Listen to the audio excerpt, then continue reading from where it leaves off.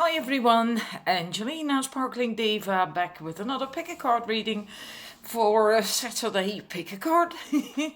And we have three choices. The reading this time is a message from your inner feminine, and we're going to look at who you really are, and you may not be that woman yet. Because of whatever, it's a process, right, to get there. But your true you, your essence, that's what we're going to look at. And then also a little bit more insight. So if you clarify us, and I'm using two goddess decks for that. Well, not really goddess decks. One is, but it's the divine. Oh, let me get that. The divine feminine oracle from Meggan Waterson. I'm sorry about that. And the goddess. What is it called? The Goddess Power Oracle, I think it is, from Colette Baron-Reid. Anyhow, we have three choices. To the left here is flower agate. Here we have Chiritella agate. You can really see it now. These fossilized things in it. And this is a new, I'm not certain how to pronounce it, nuumite. And a real one, because there's a lot of fake stuff on the market as well. This is a real one. You can see the flashes in there as well. So if you make your choice, 1, 2, or 3, and then I am going to start the reading. Just click your timestamp and of your choice, and then I'll see you there. All right, numbers 1. Your first two cards, we have Bridget and we have Green Tara. And that's for the question, who are you really deep down, right? Your essence, who you truly are. And then with Bridget, based on her qualities, you are an inspirational person. Like, she is a goddess of the eternal flame, and each day my light grows brighter, and you bring light, you spread light, you're very inspirational in that sense, right? And that comes naturally. You're a natural uplifter, and you are a keeper of the light so that others can find it. I heard that the other day, and that so hit home to me that I actually wrote it down. A keeper of the light so that others can find it. And that's then the choice of other people, right? Meaning, you do not necessarily have to do anything in particular to spread that light. It's around you. You exude that, and it's up to other people to basically integrate that in their system, to be touched by that or not, right? You are also very resilient, and no matter what hardship you have endured, you will also always bounce back up, and your inner light will never extinguish, not even in the darkest of times. You may not be even aware of that, but your light cannot be extinguished. That's why you are so resilient. And this is your enormous inner strength and your soul essence as well, your light. And it really never ceases to buoy you back up. Even if you've been through very, very difficult relationships or difficult situations and times, and you just didn't know how the hell to get out, you always do. Intact. You might lose material things, maybe, not necessarily, but that's possible. But your core essence, your core light will never ever extinguish. You likely love to have a variety in what you do. And so chances are that you do not excel in just the one thing. And don't fight that if you recognize that, because some people are like that. There's even words for it. Coaches use different words for that. And they call people who are into one thing. They are called usually specialists, right? Because they specialize in one thing, whatever that may be. And the other people, and there's plenty of people like that. I'm one too. Some call them scanners. Others call them multi-potentialites, I think it was, that one coach called them. Personally, I call it being multifaceted. And that means that you can be good at a variety of things, but not only that, you also need to have that variety of things in order to feel fulfilled in life. And it can be that you focus on one thing for your job to make your money, but then you will need other things next to that in your spare time as a hobby or whatever. Maybe you change professions quite a lot.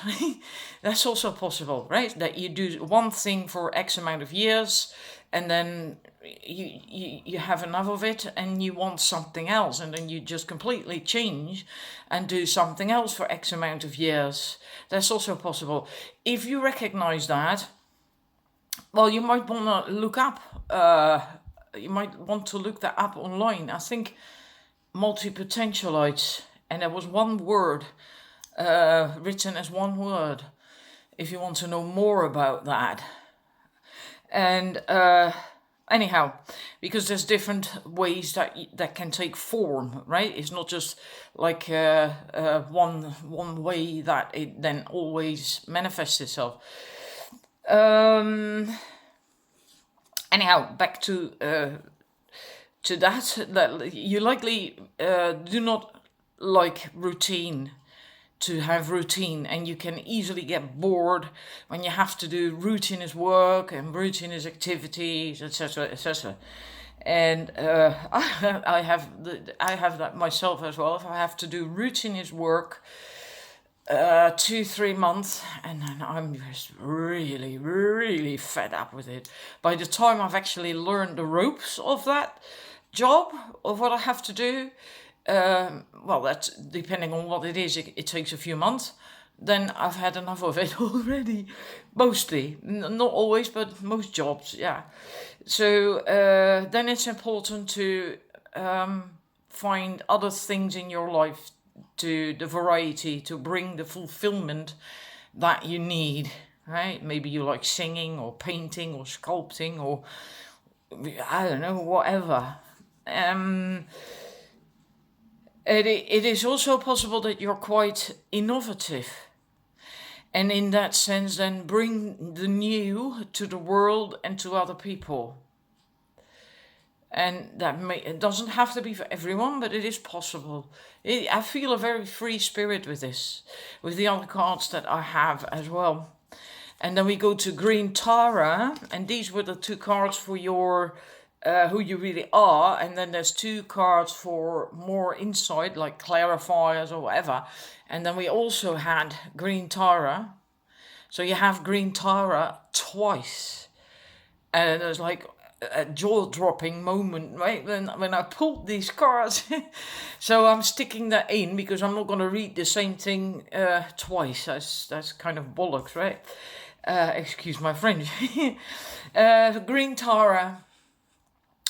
Green Tara was told that she couldn't do or be what she wants to be because she was a woman, and she had to pray that maybe in her next incarnation she was going to be a man, so then she could do these things. And she just didn't believe that. She didn't abide by that. And she basically just did what she wanted to do. And she also even said that she would only come back or remain a female body, a female Buddha, until the imbalance between the masculine and the feminine has been resolved. So she just flatly refused to, basically conform. And that's what you you are like as well. You do not conform to what society demands. And regardless of the demands and requirements on you, you still do your own thing as much as possible. Follow your own inner guidance as much as you can. And if you can't do that, it will grate on you. Yeah.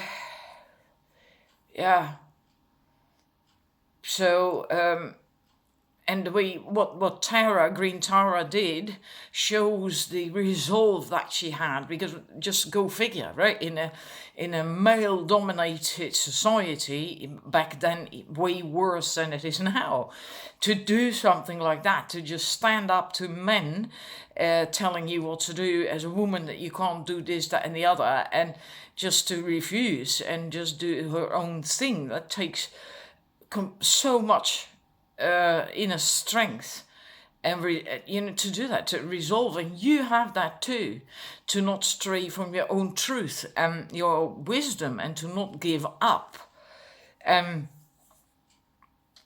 It can also mean, because of the underlying theme with the masculine and the feminine, that you feel drawn to helping to harmonize this imbalance in society, because that is really very important at the moment, right? It's a big thing that's happening at this point of ascension. What's going on is that we are moving from the age of Pisces, which was masculine based. It was all about aggression and war and power and oppression. And now we are moving to the age of Aquarius, and which is based on feminine energy or equality, right? And so oneness, togetherness, unity, working together, teamwork, and so on and so forth. And we are in the midst of that transformation. That's why things are so chaotic in the world. But we need people to anchor in that divine feminine light, a divine feminine energy. So maybe because of this comes up, and twice as well, Green Tara, with that underlying theme, maybe you feel called to do something with that in that area. And that doesn't have to be extreme, like men.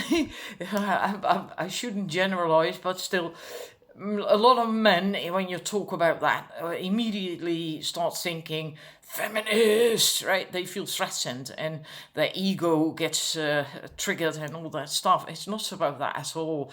It's actually about gentle, loving energies, and yeah, you don't have to become a protester or whatever, a feminist to bring this in. Actually, not. I think we are past that now. We've had that in the 70s, 60s, 70s, right? Anyhow, just explaining that it can take many shapes and forms how you go about that. Like me, I like to do that on my YouTube channel, on my website, on my blog, etc. Because I also feel very called to helping with that, but it can take any form, maybe just how you raise your kids, if you have kids or going to have children at some point, how you transfer and convey this to your children, to your offspring. That's also helping mankind shift into another energy, anchoring in the divine feminine. Anyhow, just giving a few examples. Where was I now? I completely lost my train of thought now. Yeah.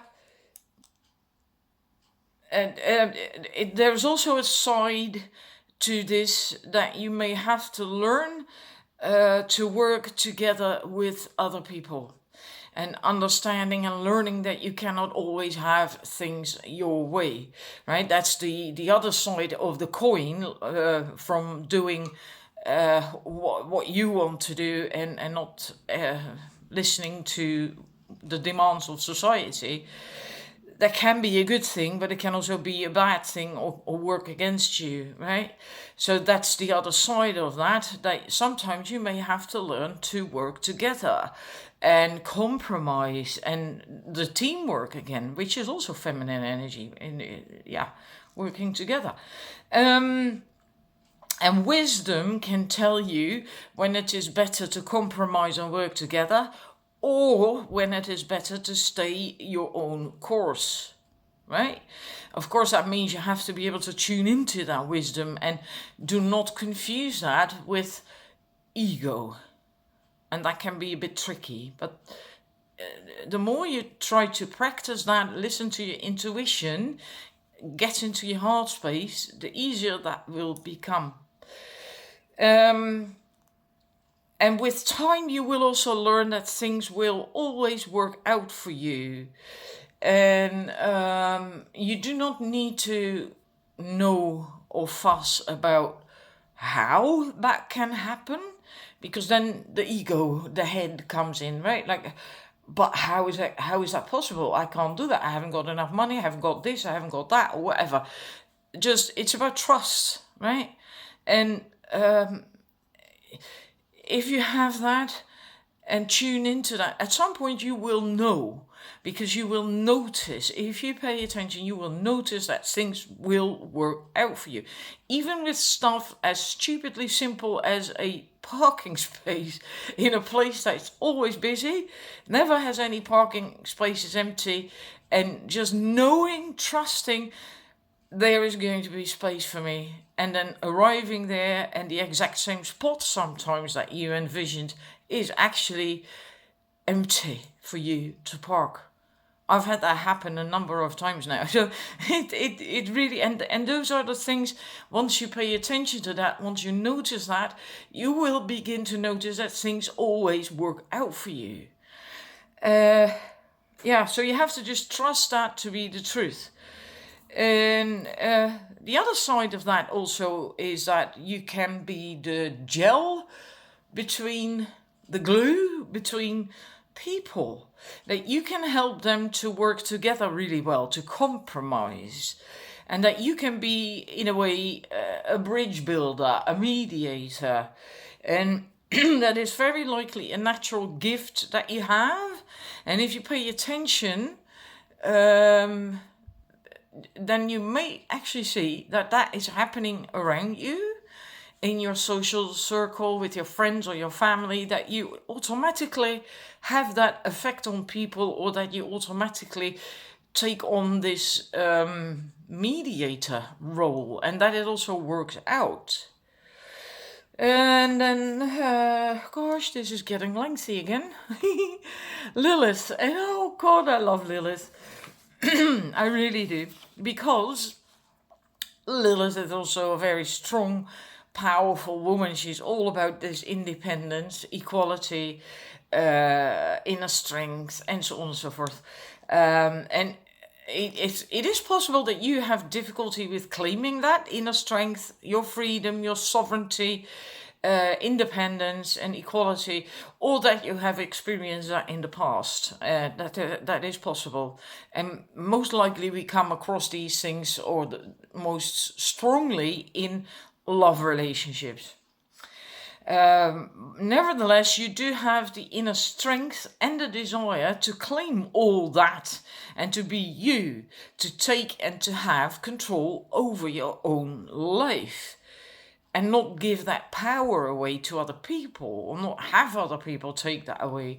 Like Lilith, she didn't accept Adam, yes, from the Bible, Adam, that was her husband, when he was trying to keep her small and put her in an inferior position, submissive to him. She didn't accept that, because they were made from the same stuff and equal, and then he just suddenly wanted her to be submissive, and she wasn't having any of that, and he insisted, and then she left him.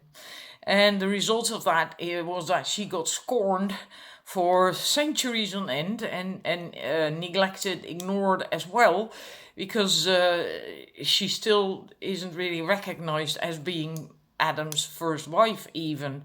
And if you look I think, I'm not even sure if she's mentioned in the Bible, but whatever scriptures there are, it's always evil, right? And all that stuff. And just a lot of, well, as far as I'm concerned, we all have our own opinions. But it's funny that with her, we also have this thing of not putting up with being made inferior because you're a woman, because that also comes up with Tara, right? And so that is a big thing for you, that feminine thing and being equal, and yeah, that for in however way that is manifesting, or inside of you, or in your environment, or in your love relationships, it will be different for everyone.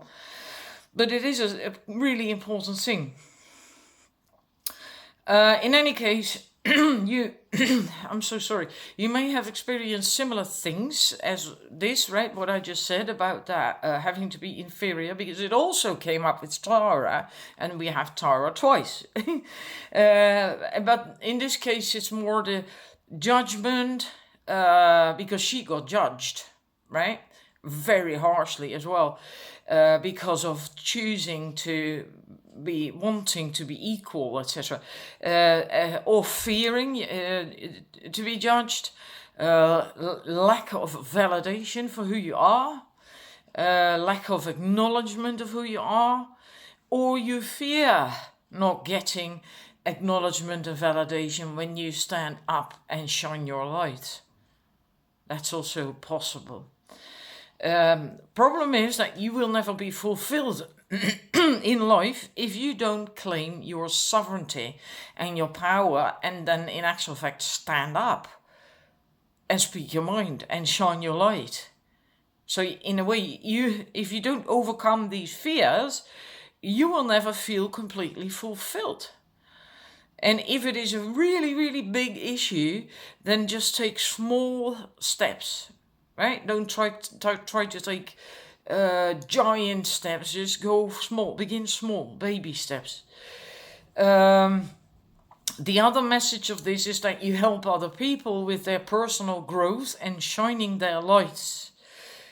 But sometimes, well, actually oftentimes, we ourselves have to go through the motions before we can pass on what we have learned, the wisdom we have gained from that. And then we can use that to teach and inspire other people. And that's the bummer, that we usually have to go through that shit ourselves.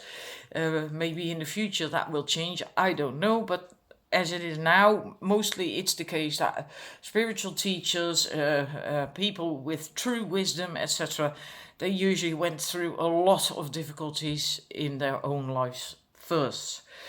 And the last message of this is that in a relationship you want to be equal.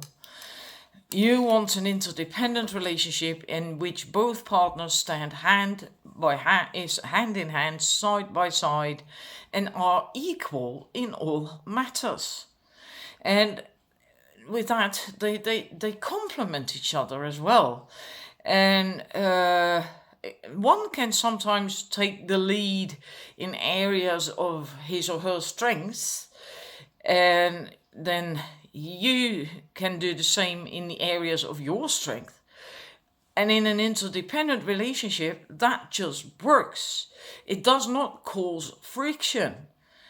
Right? It's the logical thing to do, that if something you are better at than the other, that you then take the lead and vice versa. And in an interdependent relationship, that just works out beautifully. And it will actually bring a couple closer together, and it makes them work as a team. Because that is working together, working as a team. And you also want to be respected, loved, and cherished in a relationship. And you will then, of course, feel and do the same in turn, right? And You also will not settle for less. Maybe if you're younger and you haven't had a lot of relationships, maybe you will put your foot in something that's not so good. But if you've learned through that, because sometimes it goes via trial and error, unfortunately, often. But once you've learned that, you will not settle for less anymore. You will learn that you are valuable. Like Lilith knew, right? And just didn't settle for less. Why bloody hell would you? And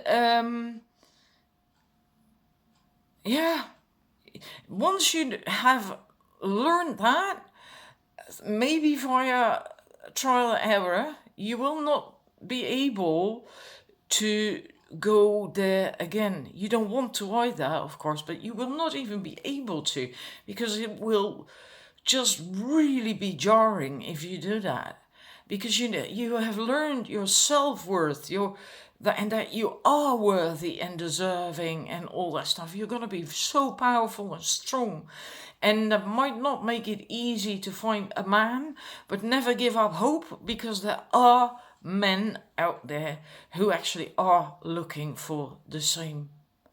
Then you need an empowered man, right? But they are out there. And in a way, it's a good thing that there aren't thousands of them, because then it would be harder work to find that needle in the haystack, right? Than if there's just here and there a few. In a way, it makes it easier, however counterintuitive that may sound. In any case, this is what I have for you. It got lengthy as it is. Oh my God. I do hope it resonates and that is helpful, and thank you for watching. I'll see you again next time. Bye bye. Numbers 2, welcome to your reading. Your first two cards, Achilanda and Jeanne d'Arc, Joan of Arc. Achilanda says that you have a remarkable ability to bounce back after something bad, to recover, and also to learn from what happened.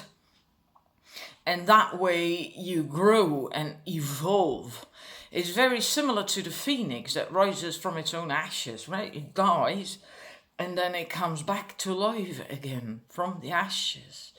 And it makes me feel that you are on a powerful path to grow exponentially into who you truly are and what you came here to do this life. And I also feel that you do not fear much when it comes to this path, as you know, or at the very least feel deep inside, that you, no matter what happens, that you will recover and grow stronger and ever closer to what you want to be and where you want to be. It feels like you're driven by an inner source of power that just doesn't run out of energy or focus. It's really remarkable, the energy that I feel with it. It's so strong. And Joan of Arc basically just confirms that, but because Joan of Arc also had that. I'm getting goosebumps all over, top to toe. It's unbelievable. Joan of Arc represents the power that we possess when we are aligned with our calling, and no matter what happened, Joan never strayed from her calling, her faith, her purpose, her vision, not even in the face of death, because she died, right, for her calling and her faith and her vision. And she took on a task that was deemed impossible. As a young girl, I think she was 17 or something, she led an entire freaking army, a girl, and yet she pulled it off. And you too have that power and strength. And as long as you remain aligned to your inner knowing and guidance and go beyond fear, you will neither make the wrong decision, nor will you fail at what you've set out to do. It really completely complements that card. They go together so well. The power of these two is just unbelievable. Almost makes me cry. And your clarifier cards. Then we have Kali. Kali. Again, an enormously powerful goddess. And I feel two messages with this. First, you have to make sure that along your journey, you do not overwhelm or intimidate other people, because you are so powerful. It would be easy to become forceful, and you might not even notice that, right? Because you're likely used to being so powerful, but other people might get intimidated by that. So you have to be, you have to be careful with that and pay attention. And also, if you do become forceful as a way of life, then more, you will stray, you will get off your path. And that's not the idea either, right? So make sure that you are always aligned and always act from the heart. And because then you can't really go wrong. It's okay to be powerful, but you do not want to. You want to use that power for the right thing. Let me just put it that way, right? And the right thing means it doesn't hurt other people. It's not at the expense of other people, and so on and so forth. So from the heart. Second message is that you go so fast and possibly go through so many things because you go so fast, that you also have to take the time every now and then to work through that. Because yes, you do have the power to bounce back like the phoenix, but you may need some time to let go of the old and to let go of old stories, etc. So you do not take that old stuff with you when you rise again from the ashes, right? In a way, just think about that. It's quite logical, right? You cannot rise from the ashes a new, better person or a better version of yourself, or whatever you want to phrase that, if you still drag the old with you. The idea is to arise afresh without the old that doesn't really work for you anymore. So sometimes you may need to take a little bit of time to just leave that behind, to work through it. And because also, if you do not go through the cleansing process properly before you rise again, chances are higher that you won't act from the heart and alignment anymore. And then you might inadvertently still end up hurting people in the process. And that's not the idea. So make sure you take time every now and then. And I must put it there, right? This is your last card. An Aboriginal goddess of the sun, Yi. She says that you are a very, very strong light. Again, you have such powerful women goddesses, unbelievable. And you are a very powerful light. And that will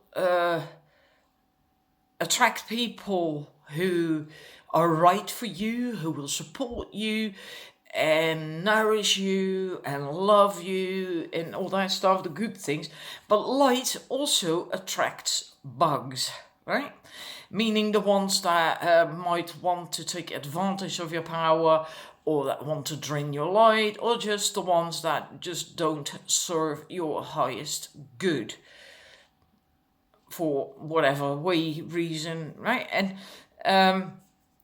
also remember that if that happens, it's not necessarily a conscious thing that people do that they drain your light. More often than not, it's a subconscious thing. It's in a way, it's just some law of physics, right? That high energy is attractive and flows to the lower energy. And so it just happens in a way naturally. It's a law of physics. And these people don't necessarily do that to just thinking like, oh, now that's great, I'm just gonna drain her energy. That's not how it works. It's just a subconscious thing that they feel that high energy, it makes them feel good, but they haven't the means yet to generate that themselves. So then they automatically draw it from you, just subconsciously, right? So I always read people writing about energy vampires, and I just don't believe that happens very often. There might be a few that do that, but they are really, most people don't. It's just a subconscious thing. So don't get angry with people when you notice it happening. Just deal with it, right? And yeah.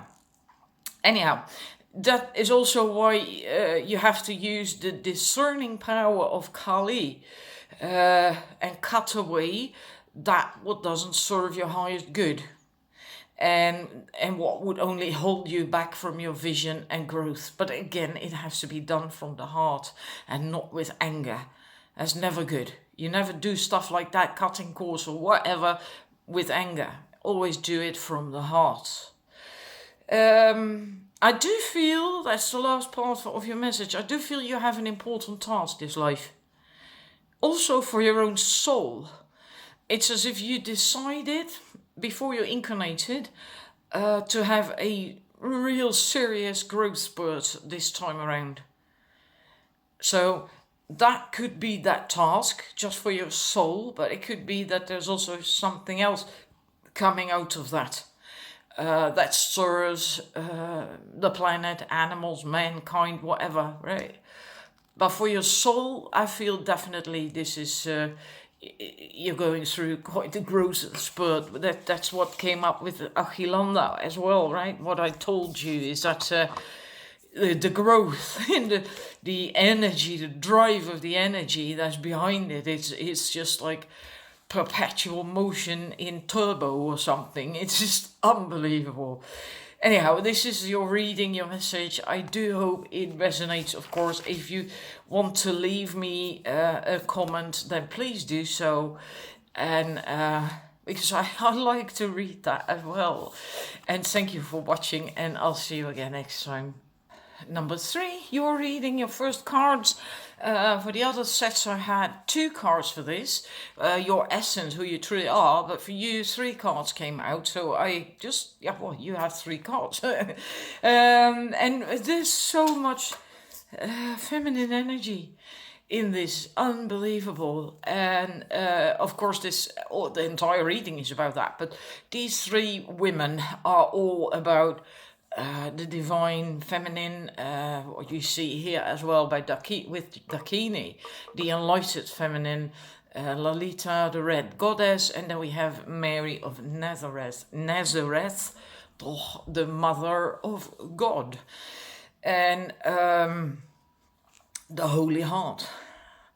Anyhow, Dakini, the enlightened feminine. All these 3 cards, by the way, speak of joy, and all are an embodiment of the divine feminine, like I said, and with that also a non-adherence to the confines of the masculine patriarchal society, which is about rules and regulation and hierarchy and power, etc., etc. But it also goes to not sticking to fixed thoughts and belief patterns, including your own. Especially Dakini is, she as well, by the way, but especially with the Dakini, it comes up to be playful and joy, and she's wild and unruly, elusive. No man can rule her. And she gives a taste of freedom, and that is also how she lived. And that is also your true essence, right? Because that's what this is about, these 3 cards, your essence as a woman. And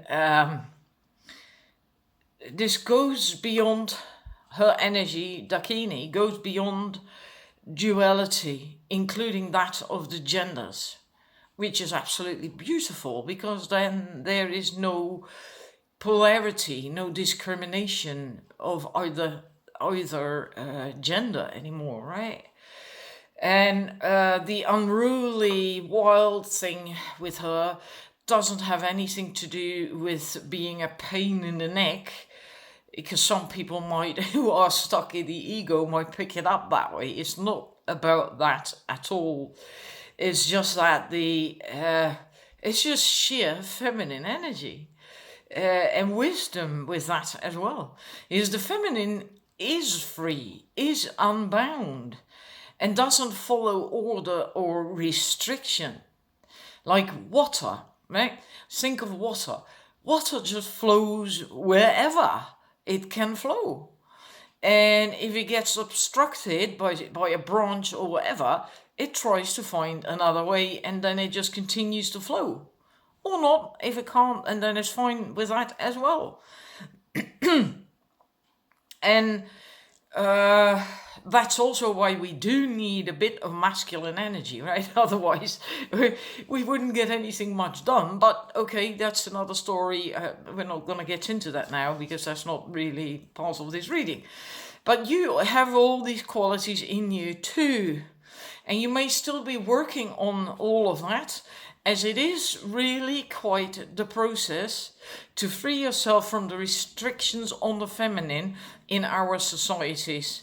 Depending on in which country you're living, it may be a little bit okay, a little bit better or worse, right?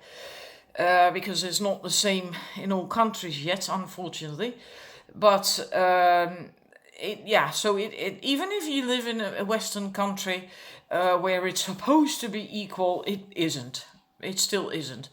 And to get, apart from that, I'm not going to go into that, but just to get to the inner enlightened feminine, to feel empowered as a woman, to feel really feminine, really is a process. And it's quite a serious process at that.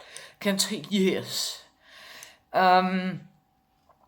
But yeah, you sure as hell have what it takes to become the embodiment of the feminine. And with that, and also while you are growing into that, you set an example for other women just by going through the motions. And not just women, it also touches men who too have been hurt tremendously by our history of oppressing the feminine principle. And again, just by you going through the motions, this happens. And that might mean that you come across people that really have serious knee-jerk reactions, because they do feel it on a subconscious level, but they aren't ready for it yet. So that can happen. Doesn't always have to be pleasant when you touch other people, right? Some may get seriously triggered. But all of humanity is going through an enormous transformation at the moment, from the age of Pisces into the age of Aquarius, where the feminine principle will be, and feminine energies, etc., will be respected again and equal to the masculine. And somehow, one way or another, you contribute to that process. If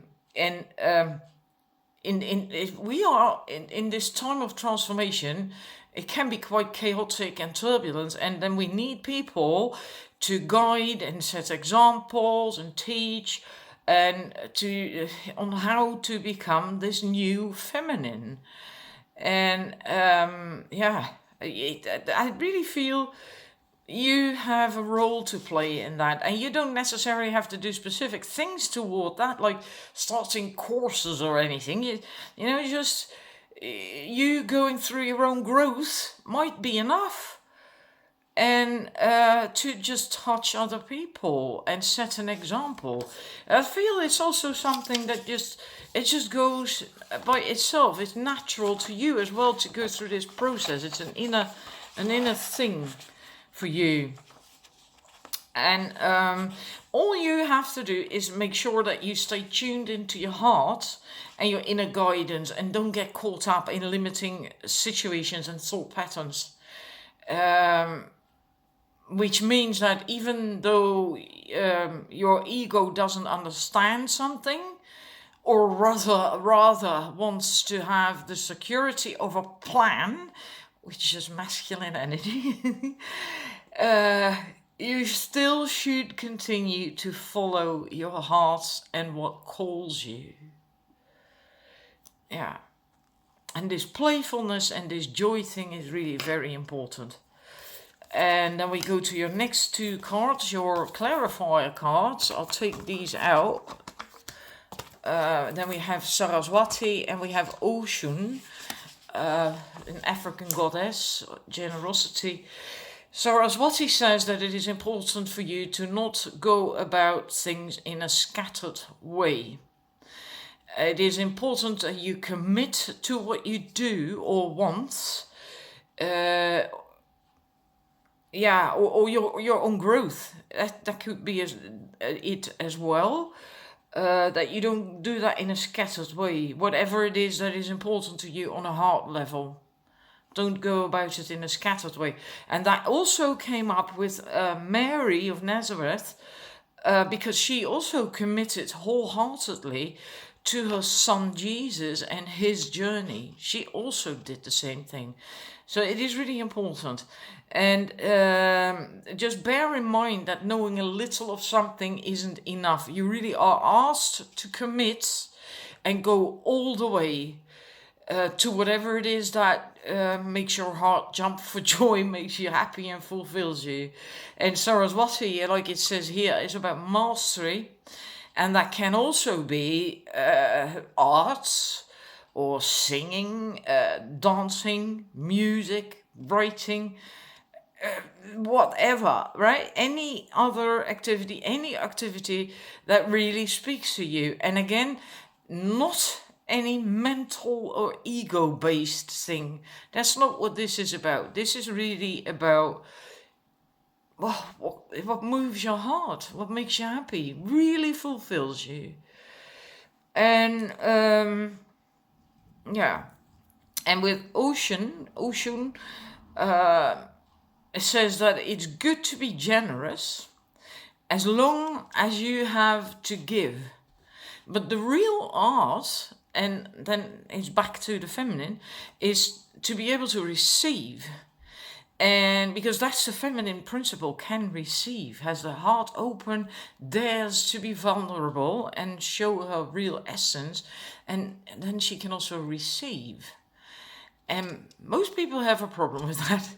And if that is difficult for you, then make a point to learn this.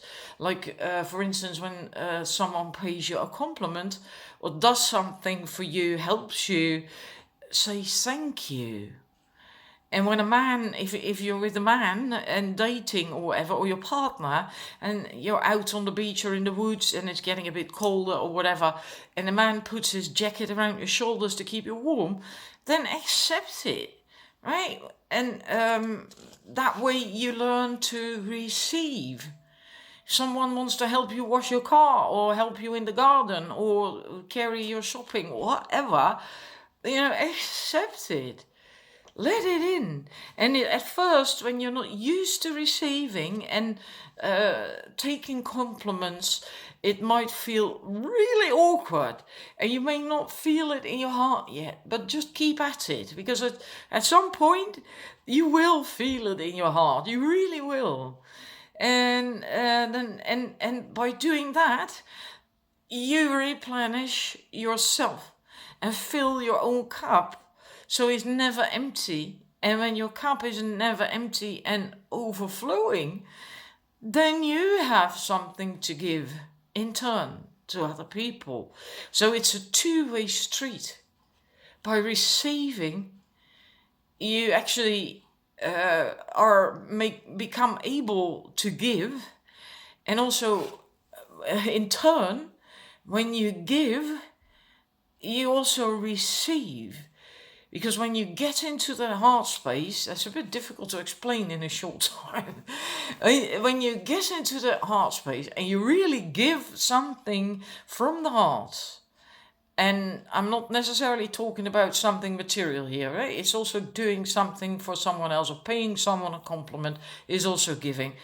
And the reaction you get from that person is what you then receive. But that's not why you gave. You gave from the heart.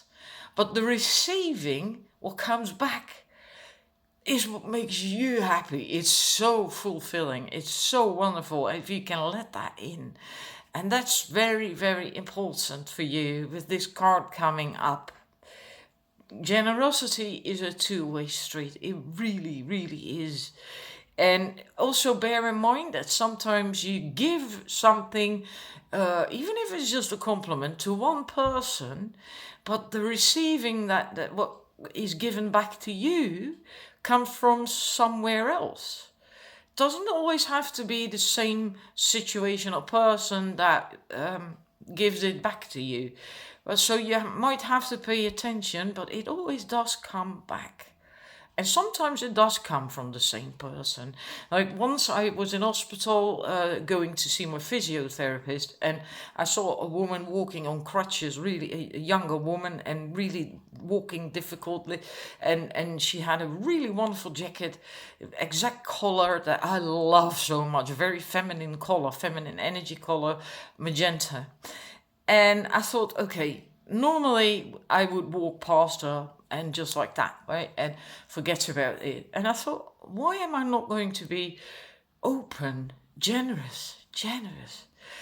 And I walked past her and I said, I complimented her on her jacket. I said, what a lovely jacket are you wearing. Love that color. And she looked up at me, and so all of a sudden, her entire face lit up and she was beaming. I made her so happy with something as simple as that.